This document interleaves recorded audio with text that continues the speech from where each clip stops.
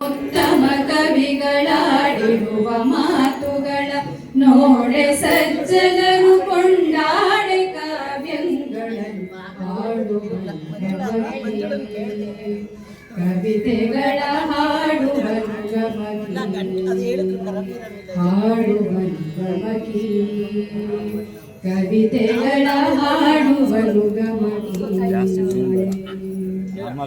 ಶೃಂಗಾರ ಮೊದಲ ಹರಸಂಗಳ ಸುಸಮಯಗಳ ಸಂಗೀತ ಸಾಹಿತ್ಯ ಮಾರ್ಗ ತಿಳಿದು ಶೃಂಗಾರ ಮೊದಲ ಹರಸಂಗಳ ಸುಸಮಯಗಳ ಸಂಗೀತ ಸಾಹಿತ್ಯ ಮಾರ್ಗ ತಿಳಿದು ಭಂಗಗೊಳಿಸದೆ ಪದ ತರಂಗಗಳ ಭಾವವನ್ನು ಸಂಗೀತ ಮಾರ್ಗದಲ್ಲಿ ಸಾಹಿತ್ಯವನ್ನು ಸರಿಸಿ ಹಾಡುವನು ಗಮಕಿ ಕವಿತೆಗಳ ಹಾಡುವನು ಗಮಕಿ ಹಾಡುವನು ಗಮಕಿ ಕವಿತೆಗಳ ಹಾಡುವನು ಗಮಕಿ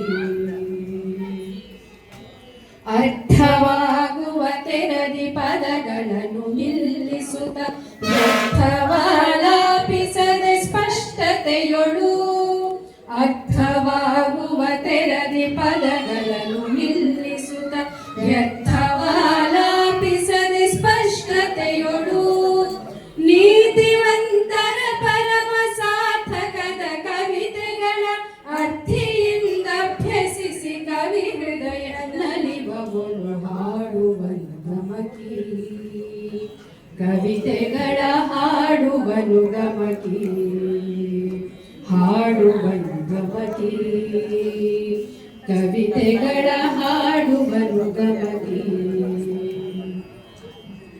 ಮಾನವನ ಬಾಳ್ಗುರಿಯ ಕಾಣಿಸುವ ಪರಮ ಸುಜ್ಞಾನ ಬೋಧಿಸುವ ಸಾಹಿತ್ಯವರಿತು ಮಾನವನ ವ್ಯಾಖ್ಯಾನಕಾರರಾಗಿ ಆಗಮಿಸಿರುವಂತಹ ಶ್ರೀಮತಿ ತರಂಗಿಣಿ ಜಗದೀಶ್ ತುಮಕೂರು ಇವರನ್ನು ಕೂಡ ಸಾದರ ಪೂರ್ವಕವಾಗಿ ವೇದಿಕೆಗೆ ಆಹ್ವಾನ ಮಾಡ್ತಾ ಇದ್ದೇವೆ.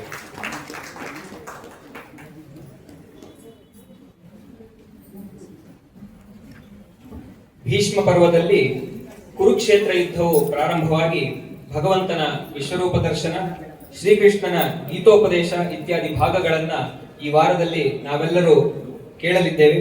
ಇವತ್ತಿನ ಕಾವ್ಯ ಭಾಗ ಕರ್ಣ ದ್ರೋಣ ಸಂವಾದ. ವಾಚನದಲ್ಲಿ ಶ್ರೀಮತಿ ಉಮಾಶ್ರೀ ಸಂತೋಷ್ ಬೆಂಗಳೂರು, ವ್ಯಾಖ್ಯಾನದಲ್ಲಿ ಶ್ರೀಮತಿ ತರಂಗಿಣಿ ಜಗದೀಶ್ ತುಮಕೂರು. ಇವರಿಬ್ಬರ ಪರಿಚಯವನ್ನ ಮಾಡಿಕೊಡ್ಬೇಕು ಅಂತ ಹೇಳಿ ಕುಮಾರಿ ಇಂಚರ ಅವರಲ್ಲಿ ನಾನು ವಿನಂತಿ ಮಾಡಿಕೊಳ್ತಾ ಇದ್ದೇನೆ.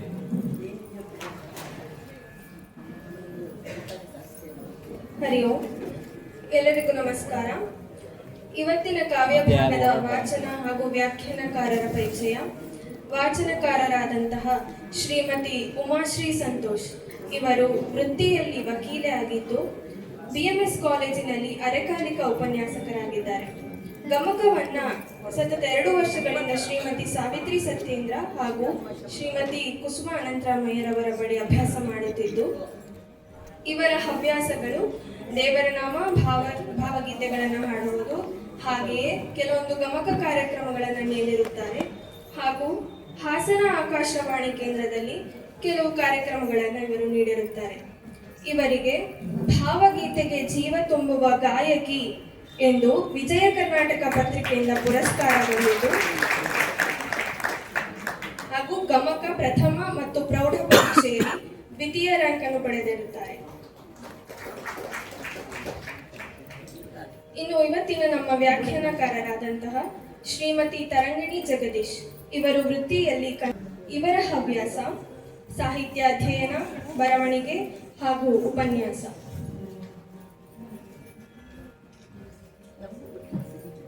ಇವತ್ತಿನ ವಾಚನಕಾರರು ಹಾಗೂ ವ್ಯಾಖ್ಯಾನಕಾರರು ಇಬ್ಬರನ್ನು ಮತ್ತೊಮ್ಮೆ ತಮ್ಮೆಲ್ಲರ ಪರವಾಗಿ ಹೃತ್ಪೂರ್ವಕವಾದ ಸ್ವಾಗತವನ್ನು ಕೋರುತ್ತೇನೆ.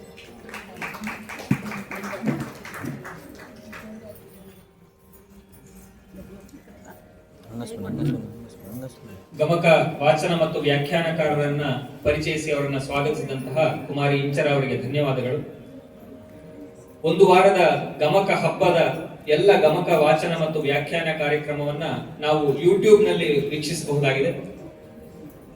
ಪ್ರಸನ್ನ _T06 PRASANNA_T06 ಈ ಚಾನೆಲ್ ನಲ್ಲಿ ಒಂದು ವಾರದ ಗಮಕದ ಕಾರ್ಯಕ್ರಮ ಅಲ್ಲಿ ಲಭ್ಯ ಇರುತ್ತೆ. ಆಸಕ್ತರು ನಾವು ಅಲ್ಲಿ ಕಾರ್ಯಕ್ರಮವನ್ನು ವೀಕ್ಷಣೆ ಮಾಡಬಹುದಾಗಿದೆ.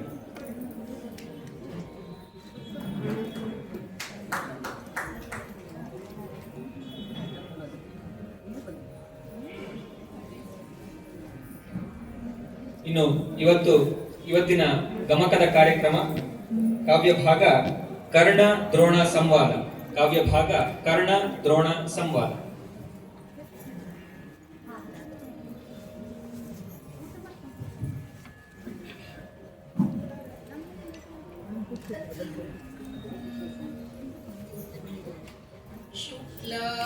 शुक्लाम्बरधरं विष्णुं शशिवर्णं चतुर्भुजं प्रसन्नवदनं ध्यायेत् सर्वविघ्नोपशान्तये।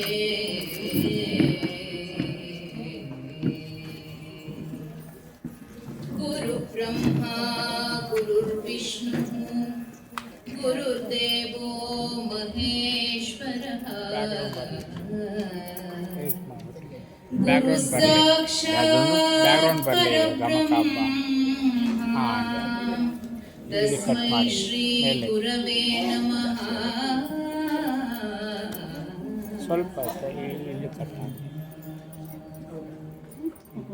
सरस्वती नमस्तुभ्यं वरदे कामरूपिणी। कथारम्भं करिष्यामि सिद्धिर्भवतु मे सदा।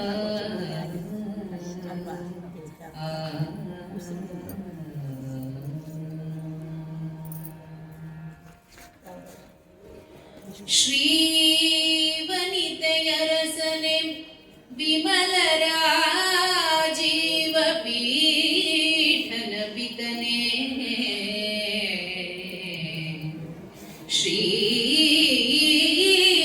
श्रीवनितयरसने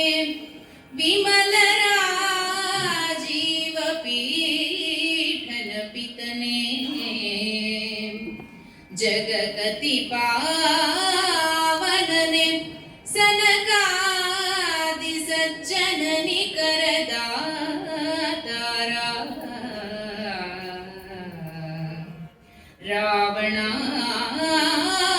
रावणासुरमथन श्रवणसुधा विनूतन कथन कारणा काउदानत जनवा ಗದುಗಿನ ವೀರನಾರಾಯಣ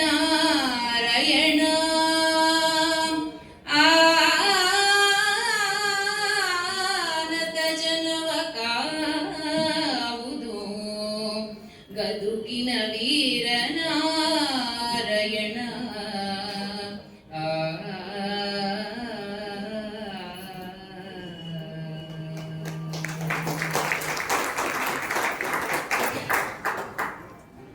ವೈರಿ ಭಟ ಕುಲ ವಿಲಯ ರುದ್ರನು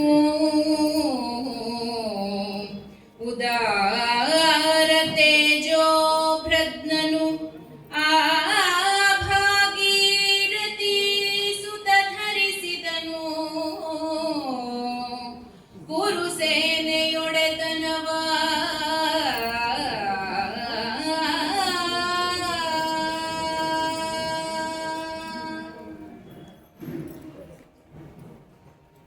ಬುದ್ಧಿರ್ಬಲಂ ಯಶೋಧೈರ್ಯಂ ನಿರ್ಭಯತ್ವಂ ಅರೋಗತ ಅಜಾಡ್ಯಂ ವಾಕ್ಪಟುತ್ವಂಚ ಹನುಮಾತ್ ಸ್ಮರಣಾತ್ ಭವೇತ್. ಅಜ್ಞಾನತಿಮಿರಾಂಧಸ್ಯ ಜ್ಞಾನಾಂಜನಶಲಾಕಯ ಚಕ್ಷುರುನ್ಮಿಲಿತಂ ಯೇನ ತಸ್ಮೈ ಶ್ರೀ ಗುರುವೇ ನಮಃ. ನಾರಾಯಣಂ ನಮಸ್ಕೃತ್ಯ ನರಂ ಚೈವ ನರೋತ್ತಮಂ ದೇವೀಂ ಸರಸ್ವತೀಂ ವ್ಯಾಸಂ ತಥೋ ಜಯಂ ಉದೀರಯೇತ್. ಕರ್ನಾಟಕ ಗಮಕ ಕಲಾಶ್ರೀ ಗಮಕಿ ಗಮಕ ಗಂಗೋತ್ರಿ ಕೀರ್ತಿಶೇಷ ತುಮಕೂರು ಸುನಂದಾ ಮೇಡಮ್ ರವರನ್ನು ಭಕ್ತಿ ಭಕ್ತಿಪೂರ್ವಕವಾಗಿ ಸ್ಮರಿಸುತ್ತಾ ನಮ್ಮ ಗುರುಗಳಾದ ಶ್ರೀಮತಿ ಸಾವಿತ್ರಿ ಸತ್ಯೇಂದ್ರ, ಶ್ರೀಮತಿ ಕುಸುಮ ಅನಂತರಾಮಯ್ಯ ಹಾಗೂ ಕರ್ನಾಟಕ ಕಲಾಶ್ರೀ ಶ್ರೀಯುತ ಗಸಿ ಶ್ರೀನಿವಾಸ ಮೂರ್ತಿರವರಿಗೆ ಭಕ್ತಿಪೂರ್ವಕ ನಮಸ್ಕಾರಗಳು. ಗಮಕಾಭಿಮಾನಿ ಸಹೃದಯರು, ಗೌರವಾನ್ವಿತರು, ಗುರು ಹಿರಿಯರು ಆದ ತಮ್ಮೆಲ್ಲರಿಗೂ ಕೂಡ ಗೌರವಪೂರ್ವಕ ನಮಸ್ಕಾರಗಳನ್ನು ಈ ಸಂದರ್ಭದಲ್ಲಿ ಅರ್ಪಿಸುತ್ತಿದ್ದೇವೆ. ರೂಪಕ ಸಾಮ್ರಾಜ್ಯ ಚಕ್ರವರ್ತಿ, ಜನಮೆಚ್ಚಿದ ಜಗಮೆಚ್ಚಿದ ಕವಿ ಕುಮಾರವ್ಯಾಸ ಕರ್ನಾಟಕ ಭಾರತ ಕಥಾಮಂಜರಿಯ ಭೀಷ್ಮ ಪರ್ವದ ಮೊದಲ ಅಧ್ಯಾಯದ ಆಯ್ದ ಭಾಗವನ್ನ ನಾವಿಂದು ಕರ್ಣದ್ರೋಣ ಸಂವಾದ ಎನ್ನುವ ಕಥಾಭಾಗದೊಂದಿಗೆ ತಮ್ಮ ಮುಂದೆ ಪ್ರಸ್ತುತಪಡಿಸುತ್ತಾ ಇದ್ದೇವೆ. ಕಥೆಯ ಹಿನ್ನೆಲೆ ಎಲ್ಲರಿಗೂ ತಿಳಿದಿರುವಂಥದ್ದೇ ಆಗಿದೆ. ಮಹಾಭಾರತ ಕಥೆಯಲ್ಲಿ ಪಾಂಡವರು ಮತ್ತು ಕೌರವರು ದ್ಯೂತವನ್ನ ಆಡ್ತಾರೆ. ದ್ಯೂತ ಎಂಥದ್ದು? ಕ್ರೀಡೆಯಲ್ಲಿ ಆರಂಭ, ಕೇಡಿನಲ್ಲಿ ಅಂತ್ಯ. ಮೋಸದ ದ್ಯೂತದ ಫಲವಾಗಿ ಪಾಂಡವರಿಗೆ ಸೋಲು.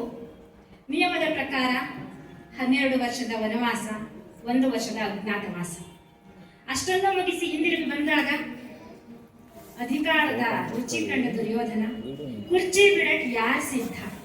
ದ್ವಾಪರದಲ್ಲೂ ಹಾಗೆ, ತ್ರೇತಾಯುಗದಲ್ಲೂ ಹಾಗೆ, ಕಲಿಯುಗದಲ್ಲೂ ಹಾಗೆ. ಕೊಡಕ್ ಸಿದ್ಧ ಇಲ್ಲ. ಕೇಳಿದ್ದಾಯ್ತು, ಸಮಾಧಾನ ಭೇದ, ಕೊನೆಯದಾಗಿ ದಂಡ. ಕೃಷ್ಣನ ಸಂಧಾನಕ್ಕೂ ಬೆಲೆ ಇಲ್ಲ. ಯುದ್ಧ ನಿರ್ಧಾರ ಆಯಿತು. ಪಾಂಡವರ ಕಡೆ 7 ಅಕ್ಷೋಹಿಣಿ ಸೈನ್ಯ. ಆಗ್ಲೇ ಹೇಳಿದ್ರು ಉದ್ಘಾಟಕರು ಮಾತನಾಡ್ತಾ, ಜಗದೊಳು ಉತ್ತಮರ ಹಾನಿಯಂ ಕಂಡು ಸಹಿಸುವರಾರು, ಲಕ್ಷ್ಮೀಶನ ಮಾತು. ಹಾಗೆ ಪಾಂಡವರಿಗೆ ಒದಗಿದಂತಹ ದುಃಖವನ್ನ ಕಂಡು ಸಾಕಷ್ಟು ಜನ ಅವರಿಗೂ ಸಹ ಸಹಾಯಕ್ಕೆ ನಿಲ್ತಾರೆ. 12 ವರ್ಷ ವನವಾಸ ಮಾಡ್ಕೊಂಡು ಬಂದರೂ ಸಹ ಪಾಂಚಾಲರು, ಕೇಕಯರು, ವಿರಾಟ ಇವರೆಲ್ಲರೂ ಅವ್ರ ಪರವಾಗಿ ನಿಲ್ತಾರೆ. ಶಸ್ತ್ರ ಬಳಸಲ್ಲ ಅಂದ್ರೂ ಸರ್ವಶಕ್ತಿಯನ್ನು ಒಳಗೊಂಡ ಶ್ರೀಕೃಷ್ಣ ಪರಮಾತ್ಮ ಪಾಂಡವರ ಕಡೆ ಇದ್ದಾರೆ. ಹಾಗೆ ಸಾತ್ವಿಕಿ, ಶಿಖಂಡಿ, ಘಟೋತ್ಕಚ ಮೊದಲಾದವರ ಬಲ ಪಾಂಡವರಿಗಾದ್ರೆ 11 ಅಕ್ಷೋಹಿಣಿ ಸೈನ್ಯದೊಂದಿಗೆ ಕೌರವರ ಬಲ. ಗುರು ದ್ರೋಣಾಚಾರ್ಯ, ಕೃಪಾಚಾರ್ಯ, ಕರ್ಣ, ಶಕುನಿ, ಶಲ್ಯ ಯಾದವರ ಗುಂಪು, ಯಾದವರ ಸೈನ್ಯ. ಮುಂದಿನ ಮಹಾಭಾರತದ ಕಥೆಯನ್ನ ವೈಶಂಪಾಯನ ಮುನಿ ಜನಮೇಜಯ ರಾಜನಿಗೆ ಹೇಳ್ತಾ ಇದ್ದಾರೆ, ನೋಡೋಣ. ಕೇಳು ಜನಮೇಜಯ ಧರಿತ್ರಿ ಪಾಲ,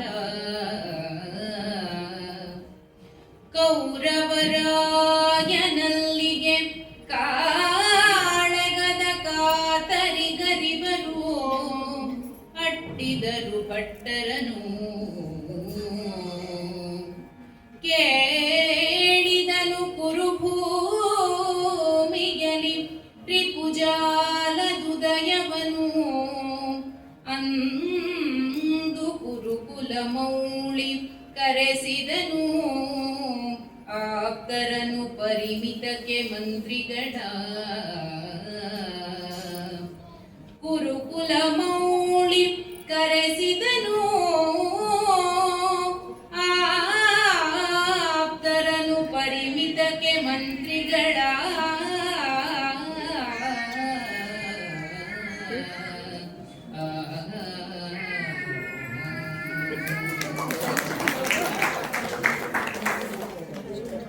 ಕೇಳು ಜನಮೇಜಯರಾಯ, ಧರಿತ್ರಿಪಾಲನಾದಂತಹ ಕೌರವರಾಯ ವಿಷಯವನ್ನ ತಿಳ್ಕೊಂಡಿದ್ದಾನೆ. ಪಾಂಡವರು ಕೌರವರಾಜನಲ್ಲಿಗೆ ಸುದ್ದಿಯನ್ನು ತಲುಪಿಸಿದ್ದಾರೆ. ಈ ಕವಿ ತುಂಬಾ ಪರಿಣಾಮಕಾರಿಯಾದ ಪದ ಬಳಸ್ತಾರೆ. ಕಾಳೆಗದ ಕಾತರಿಗ ರಟ್ಟಿದರು ಭಟ್ಟರನು ಅಂತ ಹೇಳಿ. ಯುದ್ಧದ ಕಾತರ ಇರೋದು ಪಾಂಡವರಿಗೆ, ನೆಲ ಬೇಕಾಗಿರೋದು ಪಾಂಡವರಿಗೆ, ಅನ್ಯಾಯ ಆಗಿರೋದು ಪಾಂಡವರಿಗೆ, ಅವಮಾನ ಆಗಿರೋದು ದ್ರೌಪದಿಗೆ, ಧರ್ಮ ಸಂಸ್ಥಾಪನೆ ಆಗ್ಬೇಕಾಗಿರೋದು ಶ್ರೀಕೃಷ್ಣನಿಗೆ. ಹಾಗಾಗಿ ಅವರಿಗೆ ಯುದ್ಧದ ಬಗ್ಗೆ ತುಂಬಾ ಆತರ ಇದೆ. ಅದಕ್ಕೆ ನಮ್ಮಲ್ಲಿ ಹೇಳ್ತೀವಲ್ಲ, ಜಗಳು ಗಂಟರು ಮೇಲ್ ನಿಂತ್ಕೊಂಡು ಜಗಳಕ್ಕೆ ಬಂದ್ಬಿಟ್ರು ಅಂತ. ಹಾಗೆ ಕಾಳಗದ ಕಾತರಿಗರು ದೂತರನ್ನು ಕಳಿಸಿದ್ದಾರೆ. ಹೇಗೆ? ಹೋಗ್ರಪ್ಪ ಹೇಳಿ ಬನ್ನಿ ಅಂತ ಅಲ್ಲ, ಅಟ್ಟಿದರು. ಹೋಗಿ ಹೋಗಿ ಬೇಗ ತಿಳಿಸಿ ಅವರಿಗೆ ಯುದ್ಧ ಮಾಡಕ್ ನಾವು ಸಿದ್ಧ ಇದ್ದೀವಿ ಅಂತ ಹೇಳಿ ಅವರು ಹೋಗಿ ಹೇಳಿದ್ರು ದೂತರು.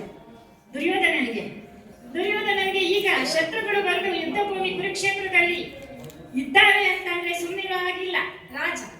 ದುರ್ಯೋಧನನಿಗೆ ಪಾಂಡವರ ಮೇಲೆ ಭಯ ಏನಿಲ್ಲ, ಆದ್ರೂ ರಾಜಕಾರ್ಯ ಇದ್ಯಾವ ರೀತಿ ಅಂತಂದ್ರೆ ಆಗ್ಲೇ ಮಾತನಾಡ್ಬೇಕಾದ್ರೆ ಸಾಕಷ್ಟು ವಿಷಯಗಳನ್ನ ಹೇಳಿದ್ರು. ನಮ್ಮಲ್ಲಿ ಚುನಾವಣೆ ನಿರ್ಧಾರ ಆದಾಗ ಅಥವಾ ಮಂತ್ರಿ ಪದವಿಯನ್ನ ನಿರ್ಧಾರ ಮಾಡುವಾಗ, ವಿವಿಧ ಸಚಿವರ ಸ್ಥಾನವನ್ನ ಕೊಡುವಾಗ ಇದಕ್ಕಿದ್ದ ಹಾಗೇನೆ ರೆಸಾರ್ಟ್ಗಳಲ್ಲಿ ಸಭೆ ನಡೀತವೆ, ಚಹಾ ಕೂಟಗಳು ನಡೀತವೆ, ಹೋಟೆಲ್ಗಳಲ್ಲಿ ಸೇರ್ತಾರೆ, ತುರ್ತು ಸಭೆ ಸೇರ್ತಾರಲ್ಲ. ಆ ರೀತಿಯಲ್ಲಿ ಏಕಾಂತ ಭವನಕ್ಕೆ ದುರ್ಯೋಧನ ತನ್ನ ಆಪ್ತರೆಲ್ಲರನ್ನ ತುರ್ತಾದ ಸಭೆಯನ್ನ ಕರೀತಾನೆ. ಅದಕ್ಕೆ ಆಪ್ತ ಸಮಾಲೋಚನಾ ಸಭೆ ಅಂತ ಕರೀತಾನೆ. ಆ ಸಭೆಗೆ ಯಾರ್ಯಾರು ಬಂದಿದ್ರು ಅನ್ನೋದನ್ನ ನಾವು ಮುಂದಿನ ಭಾಗದಲ್ಲಿ ನೋಡ್ತೇವೆ. ರವಿಜ ಗುರುಸುತ ಶಲ್ಯ ಕಲಶೋದ್ಭವರು ಸೌಬಲರಾದಿಯಾದವರು ಅವನಿ ಪಾಲನ ಕಂಡರಂದು ಏಕಾಂತ ಭವನದಲ್ಲಿ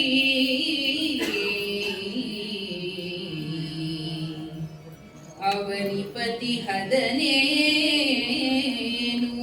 ರಿಪು ಪಾಂಡವರ ಬೀಡಿನ ಗುಪ್ತದನು ಮಾನವನು ಚಿತ್ತೈಸಿದರೆ ಬೆಸೆಸುವುದು ಎನ್ನಲು ನೃಪ ನುಡಿದ.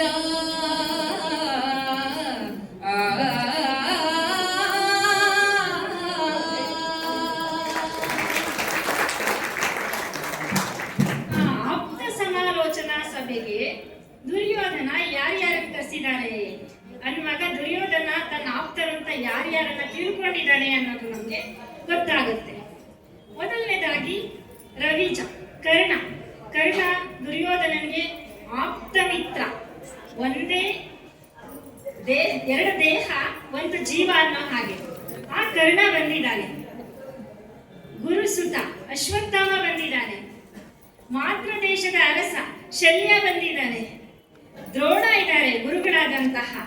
ಸೌಬಲರು ಅಂತ ಅಂದ್ರೆ ಗಾಂಧಾರ ದೇಶದ ರಾಜ ಸುಬಲನ ಮಗ ಶಕುನಿ ಇದ್ದಾನೆ. ಹಾಗೆ ಯಾದವರ ಸೈನ್ಯದ ಮುಖ್ಯಸ್ಥರಾದಂತಹ ಕೃತವರ್ಮ ಇಲ್ಲಿದ್ದಾರೆ. ಇವರೆಲ್ಲರೂ ಏಕಾಂತ ಭವನದಲ್ಲಿ ದುರ್ಯೋಧನನ ಆಪ್ತ ಸಮಾಲೋಚನಾ ಸಭೆಯಲ್ಲಿ ಇದ್ದಾರೆ. ಇದು ಕವಿ ಹೇಳುವಂಥದ್ದು. ನಾವೆಲ್ಲರೂ ಒಮ್ಮೆ ಸೂಕ್ಷ್ಮವಾಗಿ ಗಮನಿಸಬೇಕು. ಇವರೆಲ್ಲ ದುರ್ಯೋಧನನಿಗೆ ಹಿತವನ್ನೇ ಉಂಟು ಮಾಡ್ತಾರೆಯೇ. ಕರ್ಣ ಯುದ್ಧ ನಿರ್ಧಾರವಾದಾಗಲೇ ಹೇಳಿದ್ದಾನೆ, ಕುಂತಿಗೆ ಮಾತು ಕೊಟ್ಟಿದ್ದಾನೆ, ಕೃಷ್ಣನಿಗೆ ಮಾತು ಕೊಟ್ಟಿದ್ದಾನೆ, ನಿಮ್ಮ ಪಾಂಡವರ ಇವರನ್ನು ನೋಯಿಸೆನು. ಇನ್ನು ಹೇಗೆ ದುರ್ಯೋಧನನಿಗೆ ಸಹಾಯ ಮಾಡಲ್ಲ. ಅಶ್ವತ್ಥಾಮ ತನ್ನ ತಂದೆ ಹೇಗೋ ಹಾಗೆ, ತಂದೆ ಏನ್ ಹೇಳ್ತಾರೋ ಪಿತೃವಾಕ್ಯ ಪರಿಪಾಲಕ. ಶಲ್ಯ ದಾರಿ ತಪ್ಪಿ ಬಂದ ನೆಂಟ ಅವನು.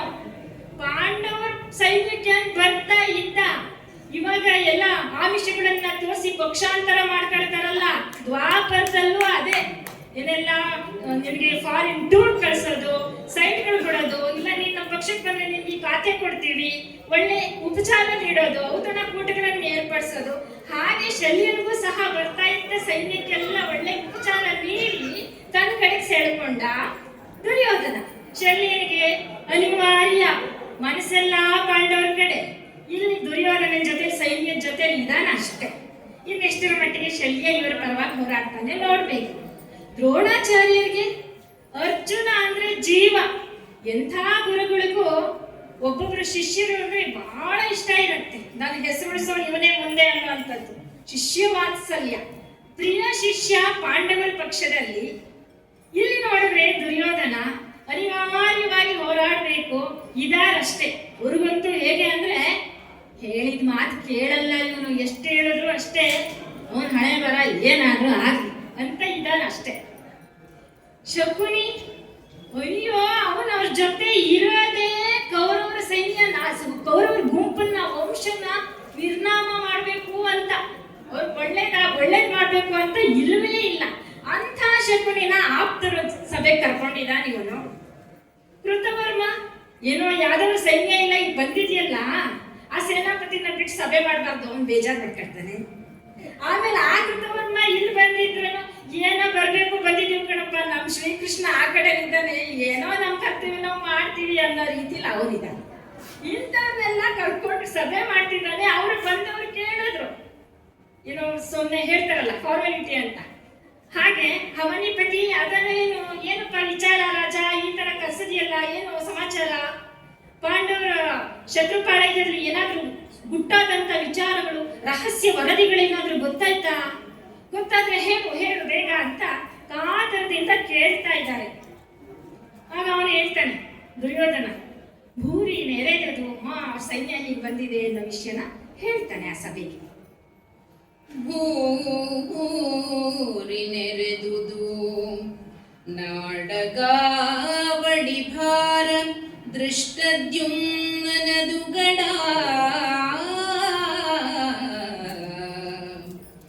ಜಾರದೇವನ ಜೋಕೆ ಮಂದಿಯ ಕಾಹು ಕಟ್ಟುಗಡ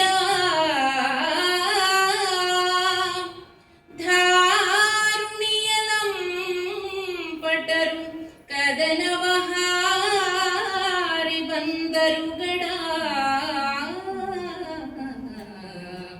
ಕೃತಾಂತನ ಭೂರಿಭೂತದ ಧಾತುವಾಯಿತು ಲೇಸು ಲೇಸೆಂದ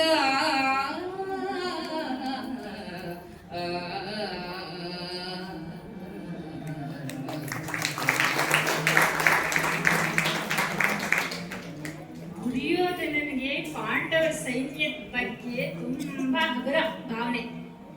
ಇರೋರು 7 ಅಕ್ಷೋಹಿಣಿ ಸೈನ್ಯ, ಇರೋರು ಎಂತವ್ರು ಅದನ್ನ ಹೇಳ್ತಾರೆ. ಅಯ್ಯೋ ಪಾಂಡವ ಸೈನ್ಯ ಕರ್ಕೊಂಡು ಕುರುಕ್ಷೇತ್ರಕ್ಕೆ ಬಂದು ಬೀಳ್ಬಿಟ್ಟಿದಾರಂತಪ್ಪ, ಏನ್ ಹೇಳಿ ಆ ವಿಚಾರನ. ಭಾರಿ ದೊಡ್ಡ ಸೈನ್ಯವಂತೆ, ಎಲ್ಲ ಸಾಮಾನ್ಯರಾದಂತ ಜನ, ಹಳ್ಳಿ ಜನನೆಲ್ಲ ಬುಡಾಕೊಂಡ್ ಬಂದಿದ್ದಾನಲ್ಲಿ. ಅದ್ಭುತ ಸೇನಾಪತಿ ಯಾರು, ಅದೇ ಅದೃಷ್ಟದ್ಯುಮ್ನ. ಈ ಪಾಂಡವರನ್ನ ಕಾಪಾಡಕ್ಕೆ ಅಯ್ಯೋ ಆ ಸ್ತ್ರೀಲೋಲ, ಯಾವಾಗ್ಲೂ ಈ ಪಾಂಡವ ಚಾಕ್ರಿ ಕೆಲಸ ಮಾಡ್ಕೊಂಡಿದ್ದಾನಲ್ಲ, ಇನ್ಯಾ ಸಿಗ್ತಾರ ಪಾಂಡವರಿಗೆ ಚಾಕ್ರಿ ಮಾಡಕ್ ಅವನ ಒಪ್ಪಿದಾನಲ್ಲ ಕೃಷ್ಣ, ಅವನಿದ್ದಾನೆ.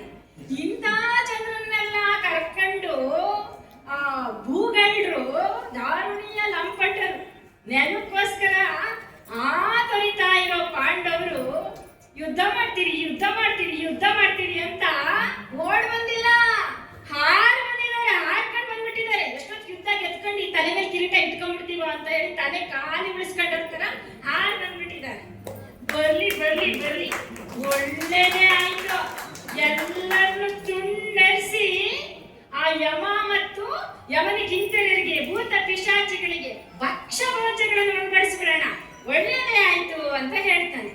ದುರ್ಯೋಧನನ ಈ ಮಾತು ಕೇಳಿ ಗೆಳೆಯ ಕರ್ಣನಿಗೆ ಇನ್ನೂ ಉತ್ಸಾಹ.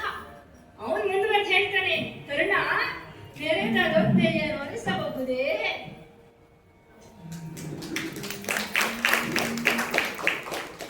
ನೆರೆದದೊದ್ದೆಯನೊರೆಸಬಹುದು ಏನರಿದೆ ಜೀಯ,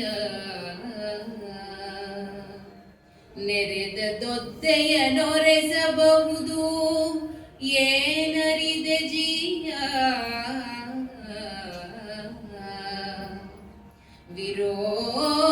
ವಿರೋಧಿರಾಯರ ನೆರವಿ ತಾನೇಗುವುದು ಗಹನವೇ ನಿನ್ನ ವೀರರಿಗೆ,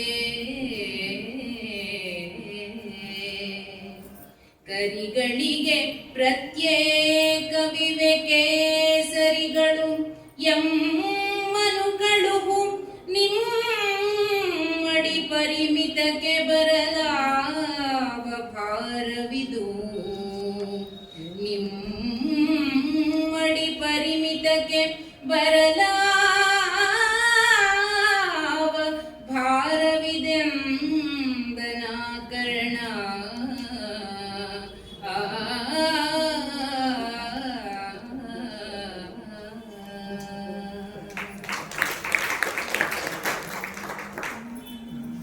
ಕರ್ಣ ಏನ್ ಹೇಳ್ತಿದ್ದಾನೆ, ದುರ್ಯೋಧನ ಅವ್ರನ್ನೆಲ್ಲ ಯುದ್ಧ ಮಾಡಿ ಛಿದ್ರ ಛಿದ್ರ ಮಾಡೋಣ ಅಂತ ದುರ್ಯೋಧನ ಹೇಳಿದ್ರೆ, ಅಯ್ಯೋ ದುರ್ಯೋಧನ ಇದು ನಿನ್ ತನಕ ಬರೋ ಚೆಂಡು ಅಲ್ಲಯ್ಯ, ಇದು ನಮ್ಮ ಅಂಗಳದ ಚೆಂಡು, ನೀನ್ ಯಾಕಬೇಕು ಈ ಯುದ್ಧಕ್ಕೆ? ಈ ದುರ್ಬಲರಾದಂತ ರಾಜರನ್ನ ನಿರ್ನಾಮ ಮಾಡೋದೊಂದು ದೊಡ್ಡ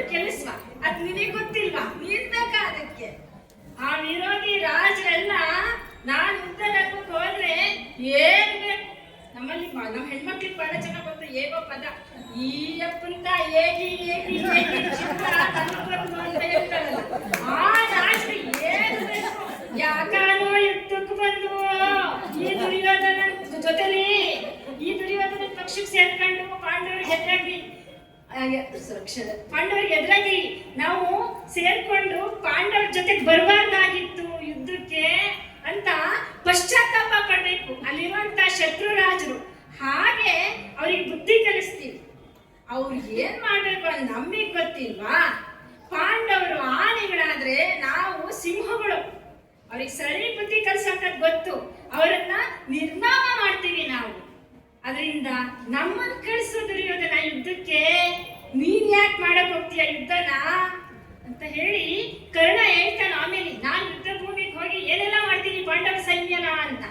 ಕಲಕುವೆನು ಪಾಂಡವರ ಕಲಕುವೆನು ಪಾಂಡವರ ಸೇನಾ ಜಲಧಿಯನು ಕಲಕುವೆನು ಪಾಂಡವರ ಸೇನಾ ಜಲಧಿಯನು ತೇರಿನಲ್ಲಿ ತಲೆಗಳ ಕಳುಹುವೆನು ಕದನದಲ್ಲಿ ಕೈದೋರಿದ ಕುಠಾರಕರ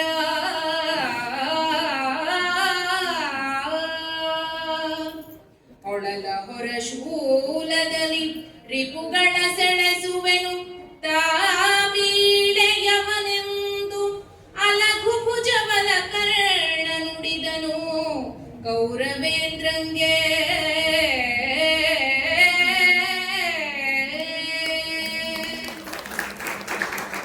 ಎಂತ ಉತ್ಸಾಹ ಈ ಕರ್ಣನಿಗೆ. ಇಡೀ ಪಾಂಡವರ ಸೇನಾ ಸಮುದ್ರವನ್ನ ಕರಡ್ ಹಾಕ್ಬಿಡ್ತೀನಿ ನಾನು. ಯಾರಾದ್ರೂ ವಿರುದ್ಧವಾಗಿ ರಾಜು ಬಂದ್ರೆ ಅವರೆಲ್ಲರ ತಲೆಗಳನ್ನ ಕತ್ತರಿಸಿ ಈ ಯುದ್ಧಕ್ಕೆ ಯಾವ ರಥದಲ್ಲಿ ಬಂದಿದ್ರೋ ಆ ರಥದಲ್ಲಿ ತಲೆಗಳನ್ನೆಲ್ಲ ತುಂಬಿ ವಾಪಸ್ ಕಳಿಸ್ತೀನಿ. ಈ ಪಾಂಡವರು ಇದಾರಲ್ಲ ನಮ್ಮ ಶತ್ರುಗಳು 5 ಜನ, ಯುದ್ಧದಲ್ಲಿ ಅವರನ್ನ ಸೆರೆ ಹಿಡ್ಕೊಂಡು ಬಂದು ನಗರದ ಹೊರಭಾಗದಲ್ಲಿ ಕಳ್ಳರನ್ನ ಕಾಕರನ್ನ ಅಪರಾಧಿಗಳನ್ನ ಶೂಲಿಕೇರಿಸುವಂತ ನೇಮಕಾಂಗಳು ಇದಾವಲ್ಲ ಅಲ್ಲಿಗೆ ನೇತಾಕಿ ಕೊಂದಾಕಣ ಅವ್ರನ್ನ ಹಾಗೆ ಮಾಡ್ತೀನಿ.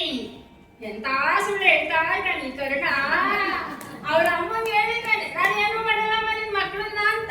ಇಲ್ಲಿ ಗೆಳೆಯನ್ ಖುಷಿ ಪಡಿಸಕ್ಕೆ ನಾನು ಆ ಪಾಂಡವನ ತಂದು ನಗರದ ಹೊರಭಾಗದಲ್ಲಿ ನೇತಾಕ್ತೀನಿ ಅಂತ ಹೇಳ್ತಾ ಇದ್ದಾನೆ. ತಾ ವೀಳೆಯವನು ಎಲ್ಲಿ ರಣವೀಳ್ಯವನ್ನ ನನಗೆ ಕೊಡುವ ನಾನೀಗ ಹೊರಟೆ ಅಂತ ಮಹಾಪರಾಕ್ರಮಿಯಾದ ಕರ್ಣ ಹೇಳ್ತಾನೆ ದುರ್ಯೋಧನನಿಗೆ. ದುರ್ಯೋಧನನಿಂದ ಹತ್ತು ತೋಳು ಬಂದ್ಬಿಟ್ರು ಅವನಿಗೆ. ಮತ್ತೆ ಅವನು ಹೇಳ್ತಾನೆ ಬಂದ್ಬಾರ್ದು, ಅಯ್ಯೋ ಕರ್ಣ ನೀನ್ ತಾನೇ ಯಾಕೆ ಆ ಚಿಕ್ಕ ಸೈನ್ಯ ಗೆಲ್ಲಕ್ಕೆ? ಎಲ್ಲ ಕೆಲ್ಸಕ್ಕೆ ಬರ್ದವ್ರು ಇದ್ದಾರೆ, ಬಲಹೀನರು ಇದ್ದಾರೆ. ಅದಕ್ಕೊಂದು ಕೆಲಸ ಮಾಡೋಣ ನೋಡು.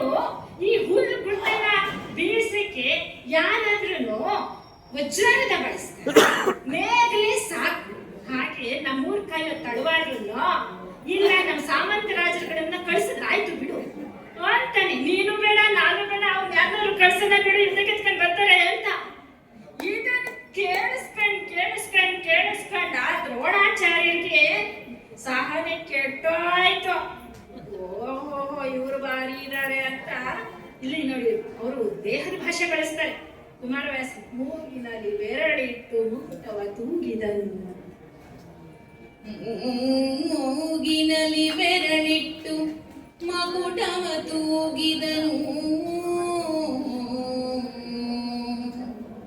ಚತುರಂಗ ಬಲವನು ಬೇಗದಲ್ಲಿ ಕೊಡುಗುಳಕ್ಕೆ ಕಳುಹಿಸು ಗೆಲಿಸು ಕಾಳೆಗವ.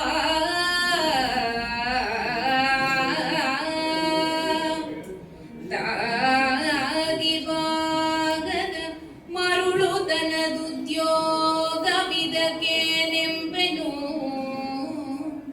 ತಾಗಿ ಭಾಗದ ಮರುಳುತನದುದ್ಯೋಗವಿದಕ್ಕೆ ನೆಂಬೆನು. ಅಕಟಕಟ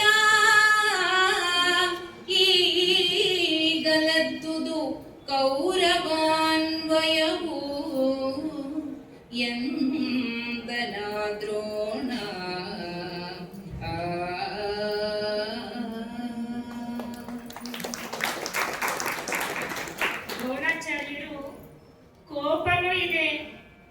ಯುದ್ಧನೂ ಆಗ್ತಾ ಇದೆ, ಒಂದು ರೀತಿಯ ಅಸಹಾಯಕತೆ. ಆದ್ರೆ ಕೋಪದಲ್ಲಿ ಹೇಳ್ತಾರೆ ಮೊದಲು, ಇದುವರೆಗೆಲ್ಲ ಕೇಳಿಸ್ಕೊಂಡ್ರಲ್ಲ, ಸರಿ ಕಣಪ್ಪ, ಸರಿ ಸರಿ, ಬಹಳ ಚೆನ್ನಾಗಿ ಮಾತಾಡ್ತಾ ಇದ್ದೀರಾ ನೀವೆಲ್ಲ. ದುರ್ಯೋಧನ, ಕಳಿಸು ಕಳಿಸು, ಮಾತುಗಳು ಕೇಳ್ಬಿಟ್ಟು ನಿನ್ ಚದುರಂಗ ಬಲನೆಲ್ಲ ಕಳಿಸ್ಬಿಡು. ಆನೆ, ರಥ, ಕುದುರೆ, ಪದಾತಿ ಎಲ್ಲರನ್ನೂ ಸೈನಿಕ ಯುದ್ಧಕ್ಕೆ ಕಳಿಸ್ಬಿಡು ನೀನು, ಯುದ್ಧ ಭೂಮಿಗೆ. ಅವ್ರು ಯುದ್ಧ ಗೆಲ್ಸ್ಕೊಂಡ್ ಬರ್ತಾರೆ, ಗೆಲ್ಲಿಸ್ಬಿಡು.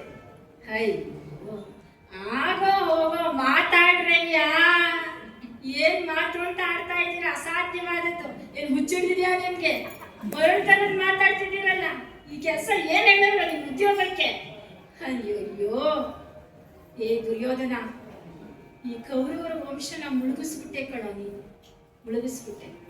ದುಃಖನೂ ಪಡ್ತಾರೆ, ಕೋಪನೂ ಇದೆ, ಸಂಕಟನೂ ಇದೆ ಅವ್ರಿಗೆ. ಮತ್ತೆ ಅವ್ರಿಗೆ ಕರ್ಣನ ಬಗ್ಗೆ ಒಂದಷ್ಟು ಬೇಜಾರಿತ್ತು.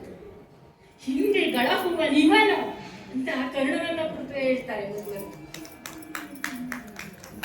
ಹಿಂದೆಗಳ ಹೂವನಿವನು ಬಾಯಿಗೆ ಬಂದ ಪರಿಯಲಿ ಪಾಂಡು ತನಯರ ಕೊಂದನಾಗಳೆ ಕರ್ಣನು. ಹಿಂದೆಗಳ ಹೂವನಿವನು ಬಾಯಿಗೆ ಬಂದ ಪರಿಯಲಿ ಪಾಂಡು ತನಯರ ಕೊಂದನಾಗಳೆ ಕರ್ಣನು.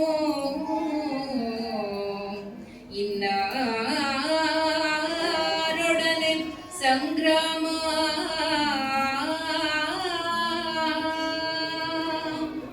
ಹಿಂದೆ ಹಮ್ಮಿದ ಸಮರದೊಳು ನಡೆತಂದು ಖೇಚರ ನಡೆಸಿ ಕಟ್ಟಿದಡೆ. ಅಂದು ನಿನ್ನನು ಬಿಡಿಸಿದವನು ಅರ್ಜುನನೋ ರವಿಸುತನೋ. ಅಂದು ನಿನ್ನನು ಬಿಡಿಸಿದವನು ಅರ್ಜುನನೋ ರವಿಸುತನೋ.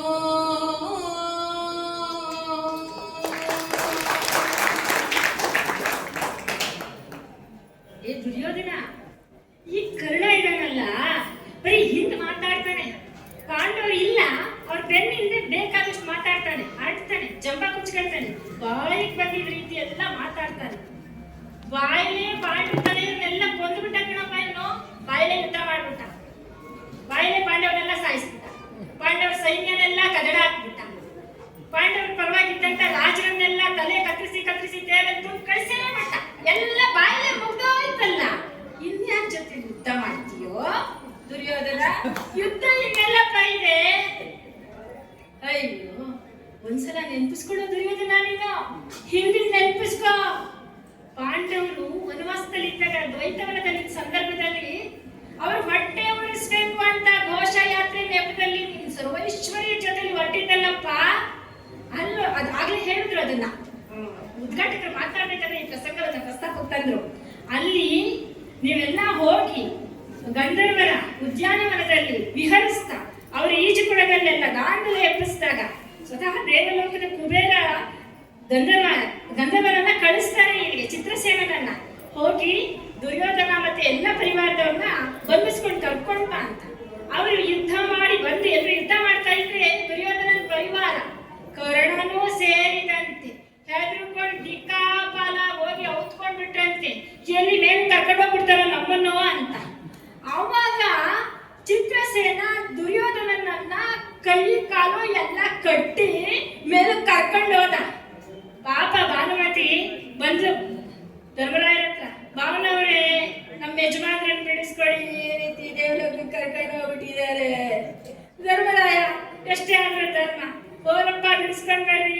ಭೀಮ ಅವಲ್ಲೇ, ಅರ್ಜುನ ಅವನು ನಾವಲ್ಲೇ, ಯಾಕೆ ಹೋಗ್ಬೇಕು ಅಂತ. ಆಗ ಹೇಳಿದ್ರು, ವಯಂ ಪಂಚಾಧಿಕಂಶತ ಅಂತ, ಐಕ್ಯತೆಯ ಮಂತ್ರ. ನಾವು ಹೇಗೆ ಇರ್ಬೋದು, ನಾವು 5 ಜನ, ಅವ್ರು 100 ಜನ, ಆದ್ರೆ ಬೇರೆಯವ್ರು ಬಂದಾಗ ನಾವು 105 ಜನ. ಇದು ಕುಟುಂಬಕ್ಕೂ ಒಳಗಾಗುತ್ತೆ. ನಮ್ಮಲ್ಲಿ ಅತ್ತೆ ಸೊಸೆರಲ್ಲಿ ಎಷ್ಟಾನ ಜಗಳ ಇರಲಿ, ಅಪ್ಪ ಮಕ್ಕಳನ್ನ ಎಷ್ಟಾನ ಜಗಳ ಇರಲಿ, ಅಣ್ಣ ತಮ್ಮಂದ್ರಲ್ಲಿ ಎಷ್ಟಾನ ಜಗಳ ಇರಲಿ, ಒಗ್ಗಟ್ಟು ಬಿಟ್ಕೊಡ್ಬಾರ್ದು ಅನ್ನುವಂಥದ್ದು. ಮನೆಗೆ, ಊರಿಗೆ, ಜಿಲ್ಲೆಗೆ, ಮತ್ತೆ ರಾಜ್ಯಕ್ಕೆ, ದೇಶಕ್ಕೆ, ಎಲ್ಲದಕ್ಕೂ ಒಳಗಾಗುವಂಥದ್ದು. ಈಗ ಜಗತ್ತೇ ಕಾಣೋ ಹಾಗೆ ಒಂದು ಯುದ್ಧ ನಡೀತಾ ಇದೆ, ಇಸ್ರೇಲ್ ಅಮೆರಿಕ ನಡುವಿನ ಯುದ್ಧ. ಇಸ್ರೇಲ್ನಲ್ಲಿ ಇರುವಂತಹ ವಿರೋಧ ಪಕ್ಷದ ನಾಯಕರು ಅಲ್ಲಿನ ಆಡಳಿತದ ವಿರುದ್ಧವಾಗಿ ಅವರು ಸ್ಟ್ರೈಕ್ ಮಾಡ್ತಾ ಇದ್ರು, ಚಳವಳಿ ಮಾಡ್ತಾ ಇದ್ರು. ಯಾವಾಗ ಯುದ್ಧ ಘೋಷಣೆಯಾಗಿ ಅಮೆರಿಕದವರು ಬಾಂಬ್ ದಾಳಿ ಮಾಡ್ಲಿಕ್ಕೆ ಶುರು ಮಾಡಿದ್ರು, ಎಲ್ಲರೂ ಅವರ ಚಳವಳಿನ ನಿಲ್ಲಿಸ್ಬಿಟ್ರು. ಯುದ್ಧದ ಕೊಟ್ಟು ಎಲ್ಲರೂ ಯುದ್ಧಕ್ಕೆ ಹೊರಟರು ದೇಶದ ಪರವಾಗಿ. ಅದು ಐಕ್ಯತೆ, ಅದು ನಮ್ಮ ದೇಶದಲ್ಲಿ ಬರಬೇಕು, ನಮ್ಮ ಸಮಾಜದಲ್ಲಿ ಬರಬೇಕು. ಅದನ್ನ ದ್ವಾಪರದಲ್ಲೇ ದುರ್ಯೋಧನ ಬಾಯಿ ನಾವು ಕೇಳ್ತೀವಿ. ಕವಿ ಕುಮಾರವ್ಯಾಸ ಇನ್ನೂ ಪರಿಣಾಮಕಾರಿಯಾಗಿ ನಮ್ಮ ಜನರಿಗೆ ಅದನ್ನ ತಲುಪಿಸಿದರೆ ಕೂಡ ಆ ವಿಚಾರಕ್ಕೆ ಕುಮಾರವ್ಯಾಸರಿಗೆ ನಾವು ಹೊಂದಿಸ್ಬೇಕು. ಇರಲಿ, ಕರ್ಕೊಂಡು ಬಂದಿದ್ದಾಗ ಅದನ್ನ ಇಲ್ಲಿ ದ್ರೋಣಾಚಾರ್ಯ ನೆನಪಿಸ್ತಾ ಇದ್ದಾರೆ. ನಿನ್ನ ಲೋಕದ ಕರ್ಕೊಂಡು ಬಂದಿದ್ದು ಕರ್ಣನ ದುರ್ಯೋಧನನ ನೆನಪಿಸ್ಕ ಅಂತ ಹೇಳಿ. ಇಲ್ಲಿ ಒಂದು ಸಣ್ಣ ಪ್ರಶ್ನೆ, ಕವಿ ಚಂದ ಸಿಕ್ತಂದ್ರು ಏನೋ ಗೊತ್ತಿಲ್ಲ, ರವಿಸುತನೋ ಅಂತ ಕೇಳ್ತಾರೆ. ಇಲ್ಲಿ ರವಿಸುತ ಅಂದ್ರೆ ಕರ್ಣ, ಸೂರ್ಯನ ಮಗ. ಕರ್ಣ ಸೂರ್ಯನ ಮಗ, ಕುಂತಿ ಮಗ ಅಂತ ಇಡೀ ಮಹಾಭಾರತದ ಕಥೆಯಲ್ಲಿ ಗೊತ್ತಿರೋದೇ 5 ಜನಕ್ಕೆ. ಆನರಿವನ್, ಪೃಥ್ವಿ ಅರಿವನ್, ದಾನವರಿಪು ಅರಿವನ್, ಅರ್ಕನ್ ಅರಿವನ್, ಮತ್ತೆ ಸಹದೇವನ ಅರಿವನ್, ದಿವ್ಯ ಜ್ಞಾನಿ ಸಹದೇವನ ಅರಿವನ್ ಅಂತ ಹೇಳ್ತಾರೆ. ನನಗೆ ದುರ್ಯೋಧನ ಹೇಳೋದು, ನನಗೆ ಕುಂತಿಗೆ, ಸೂರ್ಯನಿಗೆ, ಸಹದೇವನಿಗೆ, ಕೃಷ್ಣನಿಗೆ ಈ 5 ಜನಕ್ಕೆ ಗೊತ್ತಿರೋದು ಅಂತ. ಕರ್ಣ ಯಾರ ಮಗ ಅಂತ. ಮತ್ತೆ ದ್ರೋಣಾಚಾರ್ಯರಿಗೆ ಹೇಗೆ ಗೊತ್ತಾಯ್ತು ಅರ್ಜುನನೋ ರವಿಸುತನೋ ಅಂತ ಪ್ರಶ್ನೆ ಹಾಕ್ತಾರೆ. ಗೊತ್ತಿಲ್ಲ ಕವಿ ಯಾಕೆ ತಂದ್ರು ಅಲ್ಲಿ ಅಂತ. ಮುಂದೆ ನೋಡೋಣ ನಾವು.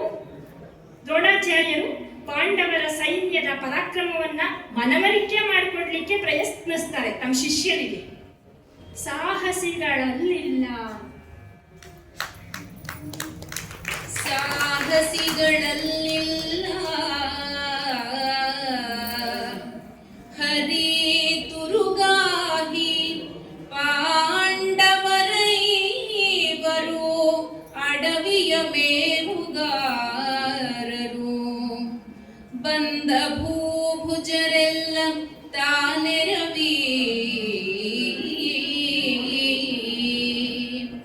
ಆಹವಕ್ಕೆ ನಿನ್ನೂರ ತಳವರಗಾಹಿನವರನ್ನು ಕಳುಹುವುದು ಸಂದೇಹವೇ ನೀನಿಲ್ಲಿ ಸುಖದಲ್ಲಿ ರಾಜ್ಯ ಮಾಡೆಂದ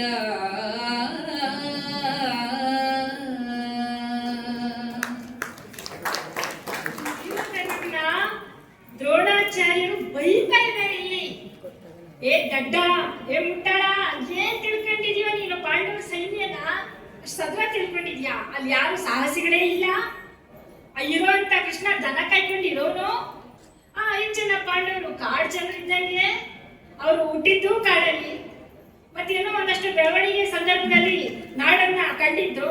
ಮತ್ತೆ 12 ವರ್ಷ ವನವಾಸದಲ್ಲೇ ಬದುಕಿದ್ದಾರೆ. ಅವ್ರಿಗೆ ಏನು ಗೊತ್ತಿಲ್ಲ. ಕಾಡು ಜನ ಅವರು, ಅಡವಿಯ ಮೇಹುಗಾರರು. ಅವ್ರ ಜೊತೆ ಬಂದಿರುವಂತ ರಾಜ ಮಹಾರಾಜರೆಲ್ಲ ಸುಮ್ಮನೆ ಬಲಹೀನರಾದಂತ ಒಂದ್ ಜನರ ಗುಂಪು ಅಂತ ತಿಳ್ಕೊಂಡು ನೀನು ಯುದ್ಧಕ್ಕೆ ನಿಮ್ಮೂರಿಗೆ ತಡವಾರ ಕಳಿಸ್ತೀವಿ ಅಂತ ಇದೆಯಾ ಅಲ್ವಾ? ಕಳಿಸು ನಿನ್ನೂರ್ ಕಾಯೋ ತಡವಾರನ್ನೇ ಯುದ್ಧ ಕಳಿಸು. ಅವ್ರು ಗೆದ್ಕೊಂಡು ಬರ್ತಾರೆ. ಇನ್ಯಾಕೆ ಅನುಮಾನ? ನೀನ್ ಸುಖವಾದ ರಾಜ್ಯ ಆಳ್ಕೊಂಡಿರಪ್ಪ ಅಂತ ಬೈತಾ ಇದ್ದಾರೆ. ದುರ್ಯೋಧನಗೆ ವ್ಯಂಗ್ಯ ಮಾಡಿ ಹೇಳ್ತಾ ಇದ್ದಾರೆ ದ್ರೋಣಾಚಾರ್ಯರು. ಹೇಳ್ತಾ ಇದ್ದೀನಿ, ಕೋಪ, ಆಕ್ರೋಶ, ಮಮಕಾರ, ಸಂಕಟ ಎಲ್ಲ ಇದೆ ದ್ರೋಣಾಚಾರ್ಯರಿಗೆ ದುರ್ಯೋಧನನ ಬಗ್ಗೆ. ಮುಂದುವರೆದು ಶಿಷ್ಯ ವಾತ್ಸಲ್ಯದಲ್ಲಿ ಹೇಳ್ತಾರೆ, ಬೈಯದ್ನು ಬೈತಾ ಇದ್ದಾರೆ. ಆಮೇಲೆ ಎಲೆ ಸುಯೋಧನ ಅಂತ ದುಃಖದಿಂದಲೂ ಅವನು ಮನವೊಲಿಸಕ್ ನೋಡ್ತಾರೆ. ಎಲೆ ಸುಯೋಧನ ಕಾಡು ಗೆಡೆದರೆ ಫಲವನಿದರಲ್ಲಿ ಕಾಣೆನು ಅಹಿತರ ಬಲದ ಭಾರಣೆ ಬಿಗುಹು ಭೀಮಾರ್ಜುನರು ಬಲ್ಲಿದರು ನಡಿನನಾಭನ ಮಂತ್ರಶಕ್ತಿಯು ಬಲುಹು ನೀವು ನಿರ್ದೈವರು ಅವರ ಗಣಸದೈವರು ಕೆಟ್ಟಿರಿಂದೇನು ಎಂದನ ದ್ರೋಣ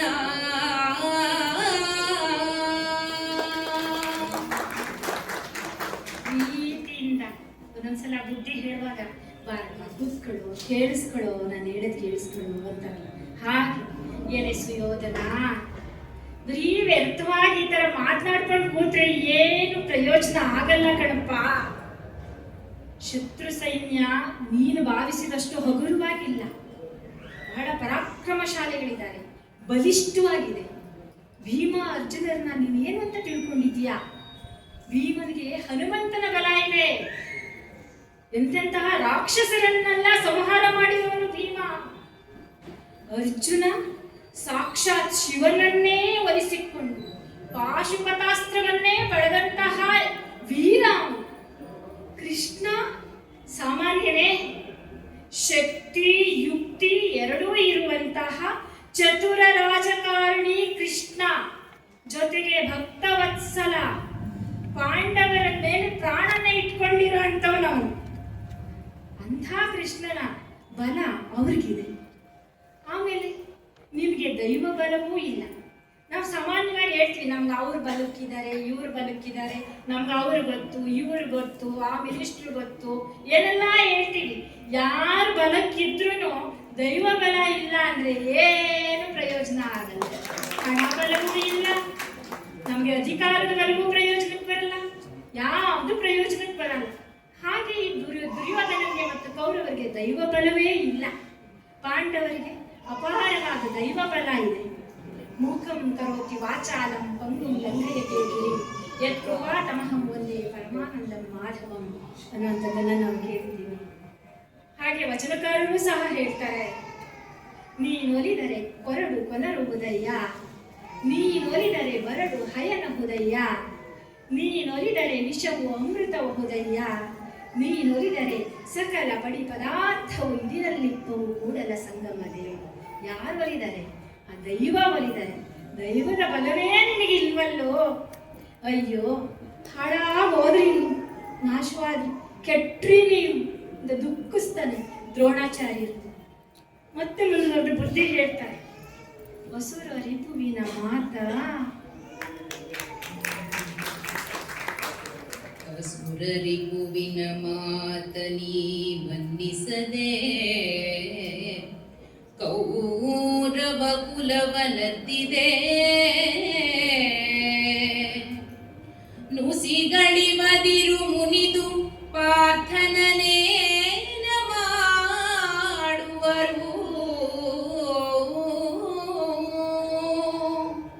ಅಸುರರಲಿ ಸುರರಲಿ ಭುಜಂಗ ಪ್ರಸರದಲ್ಲಿ ಭೀಮಾರ್ಜುನರ ಸೈರಿಸುವರುಂಟೆ, ಕೆಟ್ಟಿರಿ ಇನ್ನೇನು ಎಂದನಾ ದ್ರೋಣ.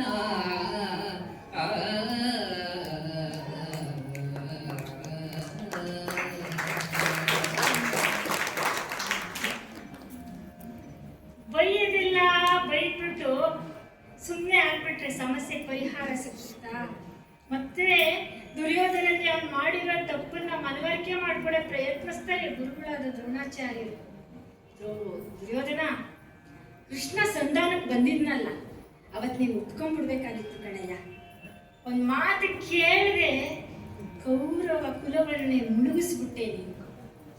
ಇವರಿದ್ದಾರಲ್ಲ ನೀನು ಸುತ್ತ, ನೀನು ಹೊಗಳ್ಕೊಂಡು ಹಾಗೆ ಮಾಡ್ತೀವಿ ಹೀಗೆ ಮಾಡ್ತೀವಿ ಅಂತ ಹೇಳ್ತಿರೋರು ನುಸಿಗಳು, ನೊರಚು ಹುಳುಗಳು. ಇವರು ಏನು ಪ್ರಯೋಜನ ಇಲ್ಲ.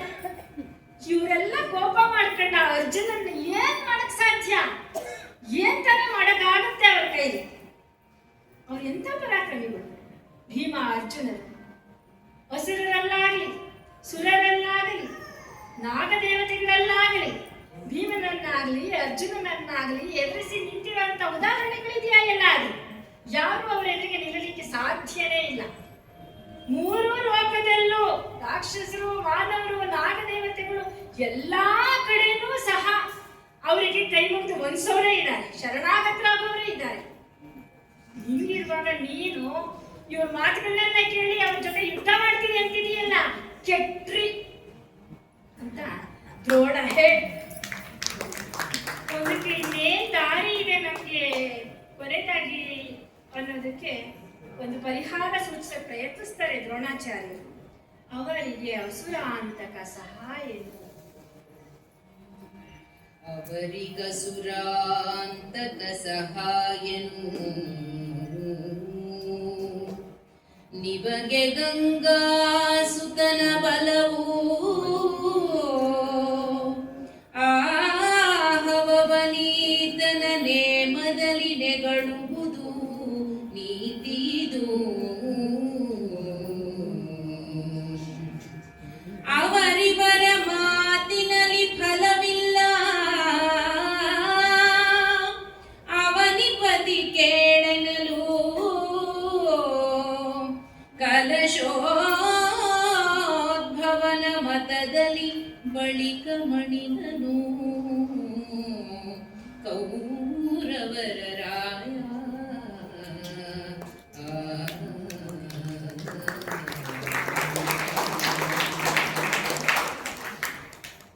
ಪರಿಹಾರ ಸೂಚಿಸ್ತಾರೆ. ಗುರು ಅಂದ್ರೆ ಹಾಗೆ ಅಲ್ಲ, ಕತ್ತಲಿನಿಂದ ಬೆಳಗ್ಗೆ ಕರ್ಕೊಂಡು ಬರೋರೇ ಗುರು. ಬೆಳಕು ತೋರಿಸ್ತಾ ಇದ್ದಾರೆ ದ್ರೋಣಾಚಾರ್ಯರು. ನೋಡು ದುರ್ಯೋಧನ, ಪಾಂಡವರಿಗೆ ಶ್ರೀಕೃಷ್ಣ ಪರಮಾತ್ಮನ ಸಹಾಯ ಇದೆ, ಅವರ ಬಲ ಇದೆ. ನಿನ್ನ ಪಕ್ಷದಲ್ಲಿ ಅದಕ್ಕೆ ಸರಿಸಾಟಿಯಾಗಿ ನಿಲ್ಲಬಲ್ಲಂತವ್ರು ಯಾರಿದ್ದಾರೆ? ಭೀಷ್ಮರು, ಪಿತಾಮಹ ಭೀಷ್ಮರ ಬಲ ನಿನಗೆ ಬೇಕು. ಅವರನ್ನ ಸೇನಾಪತಿಯನ್ನಾಗಿ ಮಾಡು. ಅವರ ಮಾರ್ಗದರ್ಶನದಲ್ಲಿ ಕುರುಕ್ಷೇತ್ರ ಯುದ್ಧವನ್ನ ಮಾಡೋಣ. ಭೀಷ್ಮರು ಯಾಕೆ ಬೇಕು? ಮಹಾಪರಾಕ್ರಮಿಗಳು, ಗುರು ಪರಶುರಾಮರನ್ನೇ ಮೀರಿಸಿದಂತಹ ಪರಾಕ್ರಮಿಗಳು ಭೀಷ್ಮರು. ಯಾರೂ ಸಹ ಅವರ ಎದುರಾಗಿ ನಿಂತು ಯುದ್ಧ ಮಾಡಿ ಗೆದ್ದ ಉದಾಹರಣೆಗಳು ಇಲ್ಲ. ಭೀಷ್ಮ ತನ್ನ ತಂದೆಗೆ ಅವನೇ ಹೆಣ್ಗಳು ತಂದು ಮದುವೆ ಮಾಡಿದ್ನಲ್ಲ, ಅಂಥ ಈ ಭೀಷ್ಮರನ್ನ ನೀನು ಮುಂದಿಟ್ಕೊಂಡು ಯುದ್ಧ ಮಾಡು ಒಂದು ಸಲಹೆ ಕೊಡ್ತಾನೆ. ಈ ದುರ್ಯೋಧನ ಏನ್ ಮಾಡ್ತಾನೆ? ನಾವು ದುರ್ಯೋಧನ ಮನಸ್ಥಿತಿ ಯೋಚನೆ ಮಾಡ್ಕೊಳ್ಳೋಣ. ಆಪ್ತ ಸಮಾಲೋಚನೆಗೆ ಕರೆಸುವಾಗ ಕುರುಕುಲ ಪಿತಾಮಹ ಭೀಷ್ಮರನ್ನೇ ಕರೆಸಿಲ್ಲ, ಉಳಿದವ್ರನ್ನೆಲ್ಲ ಕರೆದಿದ್ದಾನೆ. ದುರ್ಯೋಧನನಿಗೆ ಅನುಮಾನ ಭೀಷ್ಮರ ಮೇಲೆ. ತಾತ ಅನ್ನೋ ಗೌರವ ಇದ್ರೂ ನಮ್ಮ ತಾತಂಗೆ ಪಾಂಡವರ ಮೇಲೆ ಒಂದು ಇಡೀ ಪ್ರೀತಿ ಜಾಸ್ತಿ. ನಮ್ಮ ಪರವಾಗಿ ನಿಜವಾಗ್ಲೂ ನಮ್ಮ ತಾತ ನಿಲ್ಲುತ್ತಾ? ಈ ತರದ ಸಣ್ಣ ಅನುಮಾನ ಇತ್ತು.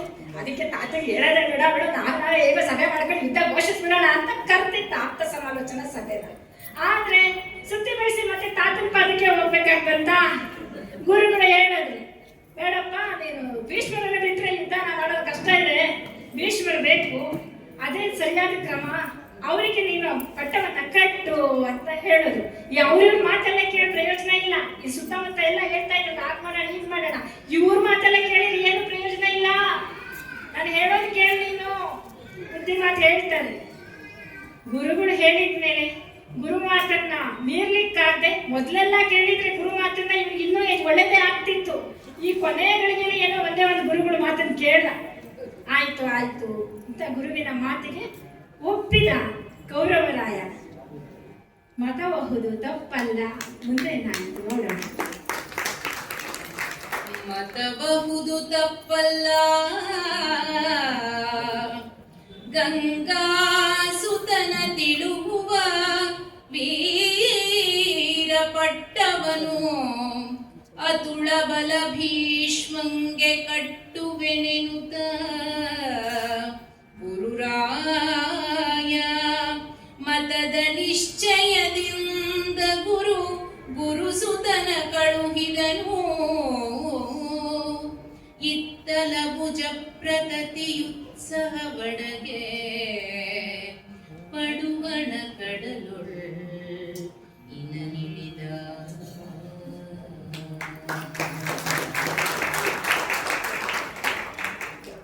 ಗುರುಗಳು ಸೂಚಿಸ್ತಾ ಇರುವಂತ ಅಭಿಪ್ರಾಯ ಸರಿಯಾಗಿದೆ.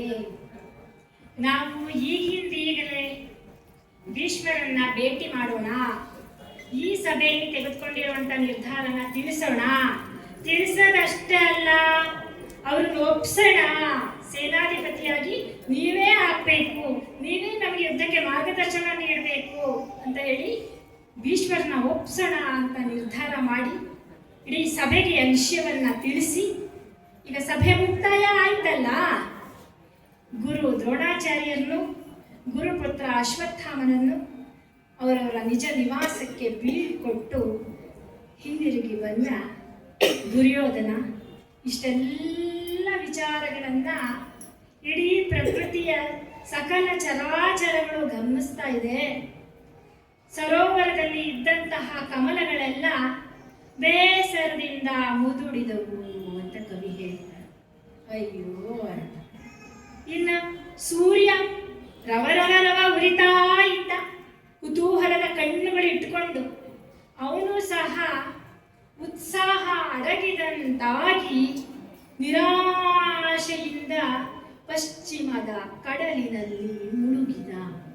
ಯಾಕೆ ಉತ್ಸಾಹ ಅಡಗ್ತು ಕಮಲಗಳಿಗೂ ಸೂರ್ಯನಿಗೂ? ನನ್ನ ಮಗ ಕರ್ಣನಿಗೆ ಈ ಮಹಾ ಸಂಗ್ರಾಮದಲ್ಲಿ ಪಟ್ಟ ಕಟ್ಟಬಹುದು ಅಂತ ಅವ್ರದೆಲ್ಲ ನಿರೀಕ್ಷೆ ಇತ್ತು. ಸೇನಾಧಿಪತಿಯ ಪಟ್ಟವನ್ನು ಕಟ್ಟಬಹುದು ಅಂತ. ನಮ್ಮಲ್ಲಿ ಎಲ್ಲರೂ ನಾವು ಟಿವಿ ಮುಂದೆ ನ್ಯೂಸ್ ಪೇಪರ್ ನೋಡ್ಕೊಂಡು ಕಾಯ್ತಿರ್ತೀವಲ್ಲ, ಇವ್ರು ಮಿನಿಸ್ಟರ್ ಆಗ್ಬೋದು, ಇವ್ರಿಗೆ ಈ ಖಾತೆ ಕೊಡ್ಬೋದು, ಇವ್ರಿಗೆ ಇವ್ ಖಾತೆ ಕೊಡ್ಬೋದು. ಕೊನೆಗೆ ಏನೋ ಒಂದು ನಿರ್ಧಾರ ಆಗುತ್ತೆ, ಯಾರೋ ಒಬ್ರು ಈಗ ಘೋಷಿಸಲಾಗಿದೆ ಇವರನ್ನು ಮುಖ್ಯಮಂತ್ರಿ ಎಂದು ಅಲ್ಲಿ ಅಂತ ನಿರೀಕ್ಷೆ ಸುಳ್ಳಾದವರು, ಹುಸಿಯಾದವರು ಟಿವಿ ಆಫ್ ಮಾಡ್ಬೇಕಂತಾರೆ, ನಿಜ ಆದವರು ಒಂದಷ್ಟು ಸಂಭ್ರಮಿಸ್ತಾರೆ. ಇಲ್ಲಿ ಯಾರಿಗೂ ಖುಷಿಯಾಗಿದ್ದ ಕಾರಣ ಸೂರ್ಯ ಅಂತೂ ಬೇಜಾರು ಮಾಡ್ಕೊಂಡು ಮುಳುಗ್ದ ಅಂತ ಕವಿ ಹೇಳ್ತಾರೆ. ಇದಿಷ್ಟು ಇಂದಿನ ಕರ್ಣ ದ್ರೋಣ ಸಂವಾದದ ಕಥಾಭಾಗ. ಇಡೀ ಕಥೆಯ ಆಶಯ ಗಮನಿಸ್ತಾ ಹೋದ್ರೆ ನಾವು ಹಳುಗರು ಹೊಸರು, ಹಳೆಬೇರು ಹೊಸ ಚಿಗುರು, ಇದ್ರ ನಡುವೆ ನಡೆಯುವ ಕಿತ್ತಾಟ, ಅಸಮಾಧಾನ, ಮುಸುಕಿನ ಬುದ್ದಾಟವನ್ನ ನಾವು ಕಾಣ್ತೀವಿ. ನಾವು ಬಹಳ ಶಕ್ತಿಶಾಲಿಗಳು, ಉತ್ಸಾಹಿಗಳು, ನಾವು ಯುದ್ಧ ಗೆದ್ಕೊಡ್ತೀವಿ ಅಂತ ಹೇಳಿ ಕಿರಿಯರ ಉತ್ಸಾಹಕ್ಕೆ ಸಾಕ್ಷಿಯಾಗಿ ಕರ್ಣ ನಿಲ್ತಾನೆ. ನಮ್ಮ ಅನುಭವವನ್ನು ಕೇಳ್ರಯ್ಯ, ಇಂಥವ್ ಎಷ್ಟು ನೋಡಿಲ್ಲ, ಎಷ್ಟು ಮಾಡಿಲ್ಲ, ಏನ್ ನಾವು ಲೆಕ್ಕಕ್ಕೆ ಇಲ್ವಲ್ಲ ಅಂತ ಹೇಳಿ ಹಿರಿಯರ ಭಾವಕ್ಕೆ ಇಲ್ಲಿ ನಾವು ದ್ರೋಣಾಚಾರ್ಯರನ್ನ ಗಮನಿಸ್ತೀವಿ. ಇನ್ನೂ ಹಿರಿಯರ ಭೀಷ್ಮಾಚಾರ್ಯರಿದ್ದಾರೆ, ಯಾವ ಸಹಾಯವನ್ನು ಪಡ್ಕೊಳ್ರೋ ಅಂತ ಬುದ್ಧಿ ಮಾತು ಹೇಳೋದ್ರಲ್ಲಿ ನಾವು ಅದನ್ನ ಗಮನಿಸ್ತೀವಿ. ಅದಕ್ಕೆ ನಾವು ಡಿವಿಜಿಯವರ ಕಗ್ಗದ ಪದ್ಯ ನಮ್ಗೆಲ್ರಿಗೂ ಗೊತ್ತಿರುವಂಥದ್ದು, ಹೊಸ ಚಿಗುರು ಹಳೆ ಬೇರು ಕೂಡಿನಲು ಮರಸೊಬಗು, ಹೊಸ ಯುಕ್ತಿ ಹಳೆ ತತ್ವದೊಡಗೂಡೆ ಧರ್ಮ, ಋಷಿವಾಕ್ಯದೊಡನೆ ವಿಜ್ಞಾನ ಕೆಳೆ ಮೇಳೈಸಿದರೆ ಜಸವೋ ಜನ ಜೀವನಕ್ಕೆ ಮಂಕುತಿಮ್ಮ. ಹಳೆತು ಬೇಕು, ಹೊಸತು ಬೇಕು ಬದುಕಿನ ಯಶಸ್ಸಿಗಾಗಿ. ಇದು ಇಡೀ ಕಥಾನಕದ ಎಲ್ಲೋ ಒಂದು ಕಡೆ ನಮಗೆ ತಿಳಿದು ಬರುವಂತಹ ನೀತಿ ಅನ್ನುತ್ತಾ ಹೇಳಿ ನಾವು ಭಾವಿಸ್ಬೋದು. ಮುಂದಿನ ಕಥಾಭಾಗವನ್ನು ನಾವು ನಾಳೆ ಗಮನಿಸ್ತಾ ಹೋಗ್ತೇವೆ. ಆತ್ಮೀಯರೇ, ಇದುವರೆಗೂ ನಮಗೆ ನಾವು ಏನೋ ಕಿರಿಯರಾದ ನಾವು ನಮ್ಮ ಬಾಲಿಶ ಭಾಷೆಯಲ್ಲಿ ತಿಳಿದಂತ ಒಂದಷ್ಟು ವಾಚನ ವ್ಯಾಖ್ಯಾನಗಳನ್ನು ತಮ್ಮ ಮುಂದೆ ಪ್ರಸ್ತುತಪಡಿಸಿದ್ದೀವಿ. ತಾವೆಲ್ಲರೂ ಗೌರವಾದರಗಳಿಂದ ಏನಾದರೂ ಲೋಪದೋಷಗಳಿಗೆ ಬಳಸಿ ಆಶೀರ್ವದಿಸಬೇಕು, ಅದನ್ನು ತಿದ್ದಿ ಹೇಳಬೇಕು ಅಂತ ಹೇಳ್ತಾ ಈ ಒಂದು ಸಮಾರಂಭಕ್ಕೆ ನಮಗೆ ಈ ವೇದಿಕೆ, ಇದು ನಮ್ಮ ಮೊಟ್ಟ ಮೊದಲ ವೇದಿಕೆ. ಇಂಥದ್ದೊಂದು ವೇದಿಕೆಗೆ ನಮ್ಮನ್ನ ಕರೆಸಿದಂತಹ ಮತ್ತು ನಮಗೆ ತರಬೇತಿಯನ್ನ ನೀಡಿ ನಮ್ಮನ್ನು ಪ್ರೋತ್ಸಾಹಿಸಿ ತೀಡಿದ ನಮ್ಮೆಲ್ಲ ಗುರುಗಳಿಗೆ ಮತ್ತು ಹಿರಿಯರಿಗೆ, ಎಲ್ಲ ಆಯೋಜಕರಿಗೆ ಈ ಸಂದರ್ಭದಲ್ಲಿ ಧನ್ಯವಾದಗಳನ್ನ ಹೇಳುತ್ತಾ ಮಂಗಳ ಪದ್ಯದೊಂದಿಗೆ ಸಮಾರಂಭವನ್ನ ಸಂಪನ್ನಗೊಳಿಸುತ್ತೇವೆ. ಧನ್ಯವಾದಗಳು. ಕಾಯೇನ ವಾಚಾ ಮನಸೇಂದ್ರಿಯೈವ ಬುದ್ಧ್ಯಾತ್ಮನಾ ವಾ ಪ್ರಕೃತೆ ಸ್ವಭಾವಾತ್ ಕರೋಮಿ ಯದ್ಯತ್ ಸಕಲಂ ಪರಸ್ಮೈ ಶ್ರೀಮನ್ನಾರಾಯಣಾಯೇತಿ ಸಮರ್ಪಯಾಮಿ. ಸರ್ವೇ ಭವಂತು ಸುಖಿನಃ, ಸರ್ವೇ ಸಂತು ನಿರಾಮಯಾಃ, ಸರ್ವೇ ಭದ್ರಾಣಿ ಪಶ್ಯಂತು, ಮಾ ಕಶ್ಚಿತ್ ದುಃಖಭಾಗ್ ಭವೇತ್.